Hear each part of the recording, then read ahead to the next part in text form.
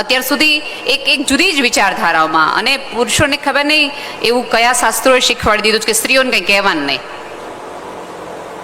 તમે અત્યારે ધારો કે આ આખી આ સમિતિનો ફંક્શન ને એવું બધું છે, કોઈક બેને પૂછ્યું તમને શું કર્યું, તારે શું કામ છે?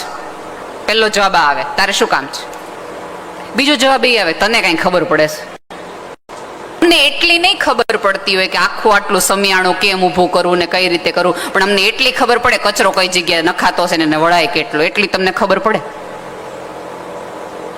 અમને એ નહીં ખબર પડતી હોય કે તમને ઓફિસમાં કેટલી તકલીફ પડી છે, તમારા ઉપર કેટલા ટેન્શન છે, એ કદાચ અમને નહીં ખબર પડતી હોય, પણ અમને એટલી ખબર પડે કે તમે ટેન્શનમાં હોય તો કેટલા પ્રકારની ચા તમને પાવી જોઈએ જેથી તમને ટેન્શન રિલીવ થઈ જાય. તમે જુઓ આ આખું છે ને વૈજ્ઞાનિક શાસ્ત્ર છે, સ્પર્શનું એક સરસ મજાનું શાસ્ત્ર છે કે બાળક રડે ત્યારે માના ખોળામાં છુપાઈ જાય, અને માના એક સ્પર્શથી આખું તમારામાં એનર્જી આવી જાય. ઈશ્વરે કુદરતે સ્ત્રીમાં એક એના સ્પર્શમાં એની આંગળીમાં એવી હૂંફ રાખી છે કે એક આમ એક સાદો પૂરી સમગ્રતાથી હાથ પકડે ને તમને ખબર પડી જાય કે આ તમે મજામાં નથી. તમે એવું માનતા હો કે અમને ખબર નથી પડતી તો એ તમે બહુ વહેમમાં છો. તમે દરવાજો ધડ દઈને બંધ કરો ને એના ઉપરથી અમે કહી દઈએ કે આ તમે મજામાં નથી, અને તમે કેટલા મજામાં છો.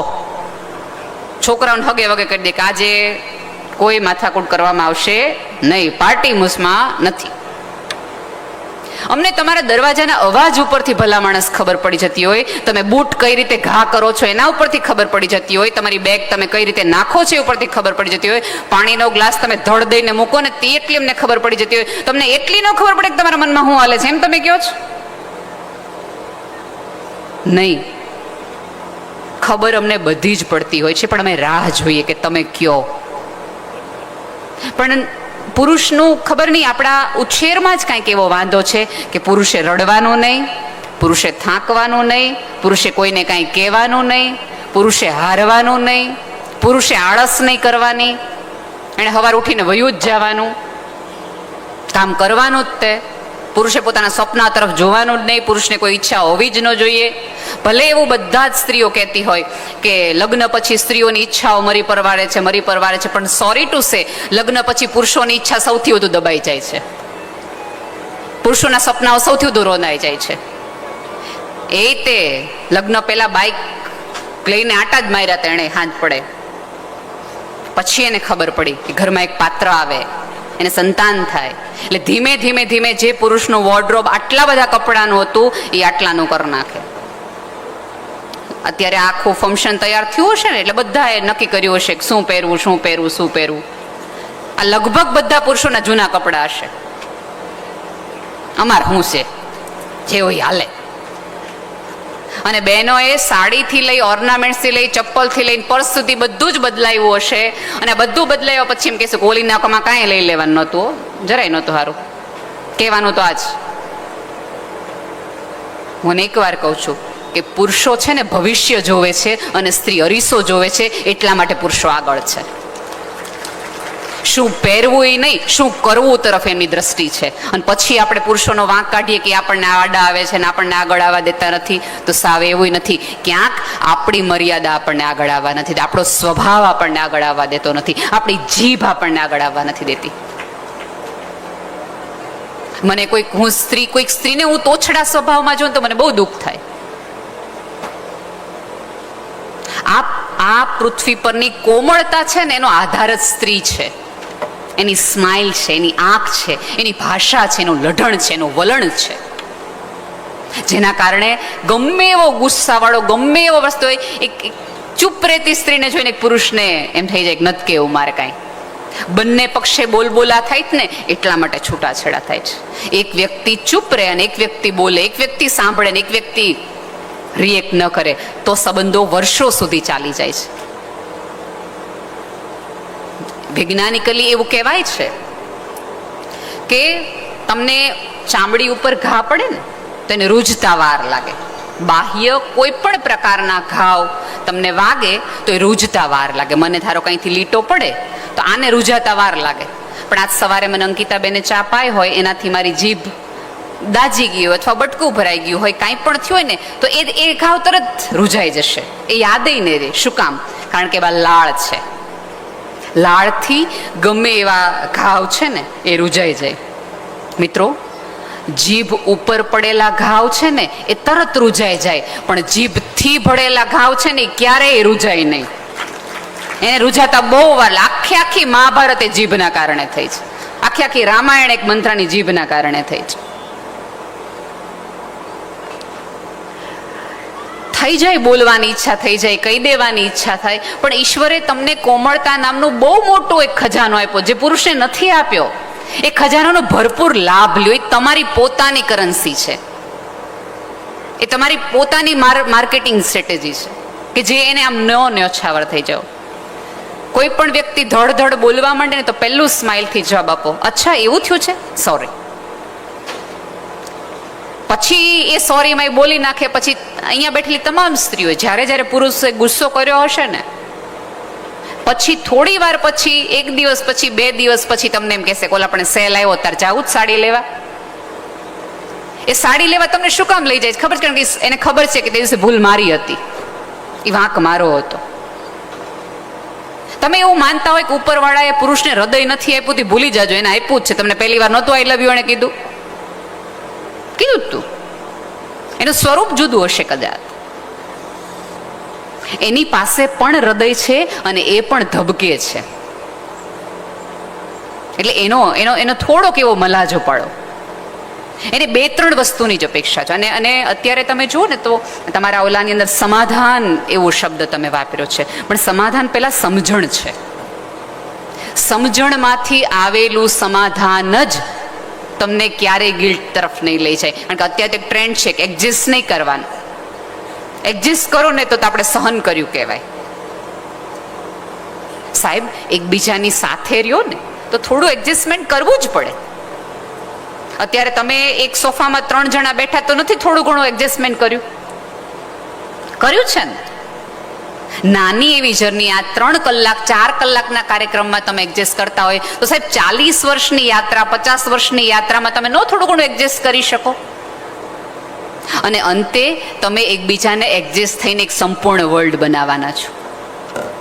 ક્યાંક સ્ત્રી અધૂરી છે અને ક્યાંક પુરુષ અધૂરો છે. એ બેના મિલનથી તો એક સંપૂર્ણ ક્રિએટિવિટી આખી દુનિયા ચાલે છે. તો એવી ક્યાં વાત આવી ગઈ છે? એવું કયું વસ્તુ એવું થઈ જાય છે કે સતત મગજમાં એવું થઈ જાય છે કે આ ભાઈઓ બહુ આપણને વચ્ચે આવે છે, ભાઈઓ બહુ વચ્ચે આવે છે. અને ભાઈઓને એવું છે કે બહેનોને કંઈ ખબર નથી પડતી. ભાઈઓને કહેવાનું કે તમારું સર્જન છે ને એ અમારા શરીરમાંથી થયું છે. એટલે તમને તમારા ધબકારાની ખબર પડી ને પહેલા એક સ્ત્રીને તમારા ધબકારાની ખબર પડી હતી. એટલે અમને બધી જ ખબર પડે છે કે તમારી ચહલ પહલ ક્યાં છે, તમારી મૂવમેન્ટ કઈ દિશા તરફની છે, તમે અત્યારે શું વિચારી રહ્યા છો. થોડુંક કહેવાનું રાખો. અત્યારે તમે જોશો કે સૌથી વધુ યુવાનોમાં બ્રેઇન સ્ટ્રોક આવે છે. કેટલા બધા પુરુષોને પહેલા એક સ્પેલ હાર્ટ એટેકનો હતો, હવે બ્રેઇન સ્ટ્રોકનો છે. શું કામ છે? એવું કઈ ચિંતા છે કે જે તમે અમેનને કહી નથી શકતા? અને એક સાવ સાચી વાત કહું કે તમારા મમ્મી પછી આ પૃથ્વી પરની કોઈ એક સ્ત્રી હોય ને કે જેને તમારા સુખી થવાની સૌથી વધુ ચિંતા હોય, સૌથી વધુ ચિંતા મમ્મી કરતાં પણ ક્યારેક વધુ, એ તમારી પત્ની છે. અહીંયા બેઠેલી તમામ સ્ત્રીઓ જે વ્રત કરે છે, જે પાઠ પૂજા કરે છે, અને પૂજજો. કોઈ દી એને એવું એવી માટે કરીશ કે હું આજીવન જુવાન રહું નહીં.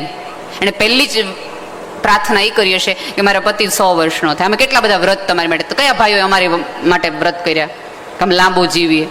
તમે ક્યારેક કીધું હશે કે આને કેમ કાંઈ નથી થતું? તમામ પ્રકારની પૂજાઓ છે એ તમારા સ્વાસ્થ્ય માટે, ઘરની શાંતિ માટે, તમે જે કામ કરવા જાઓ છો એમાં તમને સફળતા મળે એની માટે, તમારી સમૃદ્ધિ માટે. માં હોય ને એને તો 3 દીકરા એટલે 3 દીકરા માટે પ્રાર્થના કરવી પડે. અમારે એક જ. એટલે અમે જ્યારે બેસીએ છીએ ઈશ્વર સામે ત્યારે માત્ર તમારી સફળતા માટે જ બેસીએ છીએ. એનો અર્થ એ છે કે તમે અમને કહેવાનું રાખ્યું ને તો તમે ક્યારેય નિષ્ફળ નહીં જાઓ. થોડુંક અમારી સાથે શેર કરવાનું રાખો. અને ક્યારેક ભાઈઓ શેર એટલા માટે બહેનો નથી કરતા, કારણ કે આપણે તરત જજમેન્ટલ થઈ જઈએ છીએ. તમારે તો હંમેશા આવવું જોઈએ, કોઈ દી કકડાટ જ તમારો હોય. એટલે પહેલી વારમાં નક્કી કરી નાખે છે આને સાંભળવાની ક્ષમતા જ નથી, એટલે એને કહેવાની ક્ષમતા ગુમાવી નાખે છે. એ તમને એવું કહે કે આજે ફલાણા ભાઈએ છે ને સહેજ આમ કર્યું, તો ત્યારે તમારે જ કરવાની જોઈએ. ક્યારેક એને એવું થઈ જાય છે કે નાનો ભાઈ છે વ્યવસ્થિત નથી, એ થોડો આડી લઈને જતો રહ્યો છે, ત્યારે એક ચિંતા સાથે ઘરની વ્યક્તિ તમે છો એટલા માટે તમને એમ કે ના ના ને, ત્યારે આપણે તરત ઉલટા ઘોટે ન ચડી જવાય કે મેં તમને પહેલેથી કીધું હતું કે એવો જ છે, પણ તમને અમે હારા નહોતા લાગતા, અમે તમને એમ થતું કે તમારા ભાઈ છે એટલા માટે. એવા સમયે તમારા પતિને સંભાળો, સાંભળીને એટલું કહેવાનું રાખો કે ક્યારેક બદલાશે, થોડીક શાંતિ તો રાખો, થોડી ધીરજ તો રાખો, તો એ તમારી સલાહે લેશે. પણ અને ક્યારેક અમુક વખતે પુરુષો બધું ઘરમાં એટલા માટે નથી કહેતા કારણ કે એને એવું થાય છે કે હું એક જ ભલે ચિંતા માર્યો, તમે બધા મજા માર્યો, તમે લોકો શાંતિ માર્યો, તમને ન ખબર પડી જોઈએ કે આપણા ઉપર કેટલું દેણું છે, તમને એ ન ખબર પડી જોઈએ કે હપ્તા ભરવા માટે કેટલી મને તકલીફ પડે છે. કારણ કે પેલું પુરુષને કીધું છે ને કે તારે ઢીલો નહીં પડવાનું, તારે હારવાનું નહીં, તારે રડવાનું નહીં, તારે તો આજીવન લડ્યા જ રાખવાનું. પછી લડ્યા રાખે ને એક દિવસ બ્રેઇન ના પાડી દે ને એકવાર હાર્ટ ના પાડી દે, ધડાંગ. સો બેટર કે એકબીજાના પૂરક બનો, એકબીજાને સંભળાવવાનું નહીં સાંભળવાનું શરૂ કરો. આપણે તો એકબીજાને સંભળાવવામાંથી જ ઊંચા નથી આવતા. કહી દેવું કીધે કોનું હારું થયું, આજ તમે મને કહી દીધું, ધારો કે નેહલબેન તમે જરાય હારા નથી લાગતા, તો શું થઈ જાય, ફેર શું પડે. જે લોકો એક એવી વિચારસરણીમાં માને છે ને કહી દેવું જોઈએ. અને પાછું એક જુદી એક વિચારધારાઓ છે, મારા પેટમાં મેં પાપ નહોતું, મેં સાચું હતું એ જ કીધું હતું, સાચું હતું એ જ કીધું. દરેક સાચું કહેવાની એક રીત હોય અને કહેવું જ જોઈએ દરેક સાચું, એવું જરાય જરૂરી નથી, જરાય જરૂરી નથી. અને ક્યારેક એવું બને કે તમારા પતિ ક્યાંક તમારાથી છુપાવે છે, અથવા તો તમને એવું લાગે કે આ ખોટું બોલે છે. હું સાચે કહું છું કે તમારા પતિને ખોટું ક્યારેક એટલા માટે બોલવું પડે છે કે એમાં આપણો સ્વભાવ ક્યારેક જવાબદાર હોય છે. એમ કે મમ્મીને નહોતો ગયો, એવું તમારાથી છુપાવે કે હું નહોતો ગયો. અને જો ધારો કે તમને એમ કે ગયો તો, હા તમારે ત્યાં જવાનો ટાઈમ છે, અમને બહાર લઈ જવાનો ટાઈમ નથી, તમને ઘડીક વાર એવું નહોતું મારી દવાખાને આવું. એટલે આટલા બધા પ્રશ્નો કરતા એને એમ થાય કે આ કેવું જ નથી. અને પછી તમને એમ થાય કે અમારાથી છુપાવે બહુ, મા દીકરા ઘુસર ફુસર જ કર્યા કરે. એવું કાંઈ નથી, એને કશું જ નથી છુપાવવું, એને બધું જ વ્યક્ત થવું છે જો તમે અવકાશ પૂરો પાડો તો. છૂટાછેડામાં જેટલો માનો રોલ છે ને એટલોય ક્યાંક સાસુનોય રોલ છે, બંને એટલા જવાબદાર છે. અને ત્રીજી સૌથી મહત્વની વાત કે હું તો બહુ જવાબદારીપૂર્વક કહું છું કે કોઈ વ્યક્તિ તમારા સંબંધ ન તોડાવી શકે જો તમે મક્કમ હો ને તો, ના સાસુ કે ના તમારી મમ્મી. તમને તમારા ઉપર વિશ્વાસ નથી, તમને તમારી આવડત ઉપર વિશ્વાસ નથી ને એટલે સંબંધો તૂટે છે. અને સગપણમાં અત્યારે સૌથી વધુ માથાકૂટોની તકલીફ થાય છે. બધાને ભણેલો છોકરો જોઈએ, ગણેલો છોકરો જોઈએ, રમતિયાળ છોકરો જોઈએ, સેન્સ ઓફ હ્યુમર સારી હોવો જોઈએ, ખૂબ કમાતો હોવો જોઈએ, એને 4-5 ફ્લેટ હોવા જોઈએ, ડ્રાઈવરવાળી ગાડી હોવી જોઈએ, દર રવિવારે બહાર જમવા લઈ જતો હોવો જોઈએ, વિદેશ ટૂર કરાવતો હોવો જોઈએ, આ બધું હોવું જોઈએ, બધું હોવું જોઈએ. અને પાછો ભુજમાં રહેતો ન હોવો જોઈએ, કારણ કે દેશમાં રહેવાનું નહીં. એવી દરેક બહેનોને વિનંતી છે કે તો તમારા ભાઈઓને દેશે કોણ? તમને જો ન રહેવું હોય આ જગ્યાઓમાં, તો આ જગ્યામાં કોણ આવીને રહેશે? એના બદલે તમે જ્યાં છો ને એને વિદેશ બનાવો. કે બહારની છોકરીઓને એમ થાય કે રહેવા અહીંયા જવાય. જો હમણાં જ ભાનુબેન લોકોએ ઘર કર્યું આ વર્ષે જ, તે નહીં એને ત્યાં મજા આવતી હોય એટલે ઘર કર્યું છે? ના, એને ખબર છે આ રૂટ સાથે જોડાયેલા રહેવું જોઈએ. આ ઓલા જોક જેવું છે કે છોકરાની મમ્મી હોય ને એને બહુ જ સરસ છોકરી જોઈએ, રૂપાળી જોઈએ, લાંબી જોઈએ, સંસ્કારી જોઈએ, ભણેલી જોઈએ, ગણેલી જોઈએ, રસોઈમાં આવડત હોવી જોઈએ, ચૂપ રહેતી હોવી જોઈએ, સંસ્કારી હોવી જોઈએ, અમારે 7 પેઢીનું ધ્યાન રાખે એવી હોવી જોઈએ, નિવેદ કરતા હોવી જોઈએ. આટલી બધી ડિમાન્ડ હોય એક છોકરાને મમ્મીને કે છોકરી આવી હોવી જોઈએ. અને છોકરીની એક જ ડિમાન્ડ હોય કે સાસુ ન હોવી જોઈએ. આમાં તમે એમ કહો બેનો બહુ ડિમાન્ડિંગ છે, અમારી એક જ છે કે એ આ એક ન હોય તો આપણે લડી લઈએ. એનો અર્થ એવો છે કે ઘરમાં એક સ્ત્રી હોય તો બીજી સ્ત્રીને સેટ થવામાં તકલીફ પડે જ. જોકમાં હસાઈ તો ગયું, મજા તો આવી ગઈ, પણ એનો અર્થ તો આપણે એવો કાઢવાનો રહે ને. કેમ એક સ્ત્રી બીજી સ્ત્રીને સમાવવામાં મદદરૂપ નથી કરતી? કેમ એક સ્ત્રી બીજી સ્ત્રીને આગળ વધવામાં મદદ નથી કરતી? સાહેબ, આપણે ત્યાં તકલીફ એ થઈ છે કે સ્ત્રીઓને જગ્યા ખાલી કરતા નથી આવડતી. એ આવડવી જોઈએ. થોડું થોડું થોડું છોડવાનું રાખો. આપણે બધું, આપણને ચોક્કસ ઉપરવાળાએ જુડો આપ્યો છે અને જુડો આપણે ગાંઠથી મારવાનું હોય, પણ એ જુડાની એક એક ચાવી સમયાંતરે ઓછી કરતી જવી જોઈએ.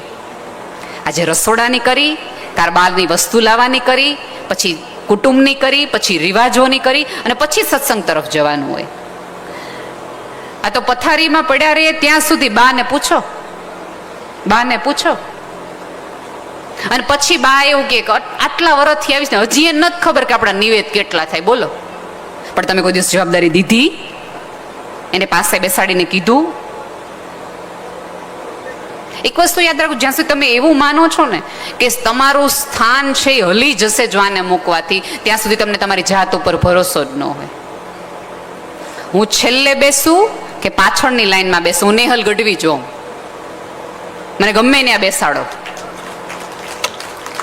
આપણે તો અનેક વાર કીધું છે કે સિંહાસન જેવો કોઈ શબ્દ જ નથી. સિંહ બેસે ની આસન, આપણે બેઈએ ની સિંહાસન. તમને એમ હોય કે જે ઘરને બનાવતા તમારે 30-40 વર્ષ લાગ્યા છે, એ ઘરમાં તમારી સત્તા હમણાં આવેલી એક સ્ત્રીથી જતી રહેશે, તો તમને સત્તા મળી જ નથી એવું માનજો. જગ્યા આપી હશે ને તો સામેથી પૂછવા આવશે કે હે બા આમ શું કરાય. તમે જો દરેક કુટુંબમાં એક ફઈબા, એક કાકી, માસી એવા હોય કે બધા જ પૂછવા જાય કે આમાં શું કરાય, હે આવું થઈ ગયું છે શું. પુરુષોય તે સલાહ લે સંબંધોની એમની પાસેથી.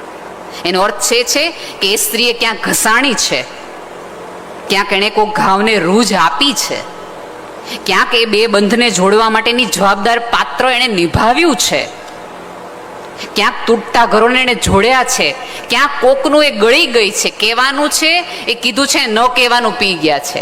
થોડું અહીંયા બેઠેલી તમામ સ્ત્રીઓને મારે બે હાથ જોડીને વિનંતી, થોડું ગળવાનું રાખો. બધા ઝેર છે ને ઓકી નથી દેવાના, થોડા ગળે રાખવાના હોય છે.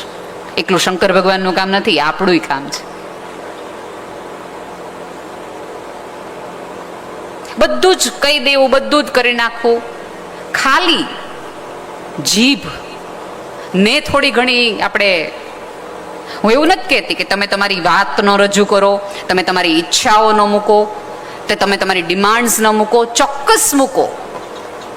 પુરુષોને નથી ખબર કઈ રીતે રજૂઆત કરવી, આપણને તો ખબર છે એક્સપ્રેસ કઈ રીતે થાવ.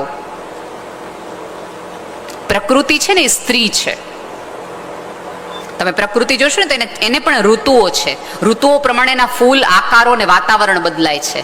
એનો અર્થ એ છે કે સ્ત્રીમાં એ ઉપરવાળે મૂકેલી આવડત છે, રંગો છે કે સમયાંતરે બદલાય. સ્ત્રીની સવાર જુદી, સ્ત્રીની રાત જુદી, ફૂલોનો રંગ જુદો, ઉનાળાનો રંગ જુદો.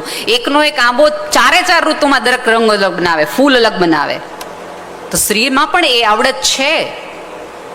આજ સુધી આ સભ્યતાને સ્ત્રીઓમાં રસ એટલા માટે જ પડ્યો છે કારણ કે સ્ત્રી મિસ્ટ્રી છે, સમયાંતરે રંગ, આકાર, સ્વરૂપ બદલાવે છે. જ્યારે એ વધારાનું બોનસ ઉપરવાળાએ પુરુષોને નથી આપ્યું. બિચારા આવ્યા તે દુને એવા ને એવા છે, ગોળ મટોળ. આપણી પાસે તો સવલત છે, તો એનો આનંદ હોવો જોઈએ, એનો ગર્વ હોવો જોઈએ. પણ દરેક સ્ત્રીની તકલીફ એ છે કે એની પાસે જે છે ને એનું એને સન્માન પણ નથી, ગર્વ પણ નથી અને અભિમાન પણ નથી. એને હંમેશા બીજા જેવું થવું છે.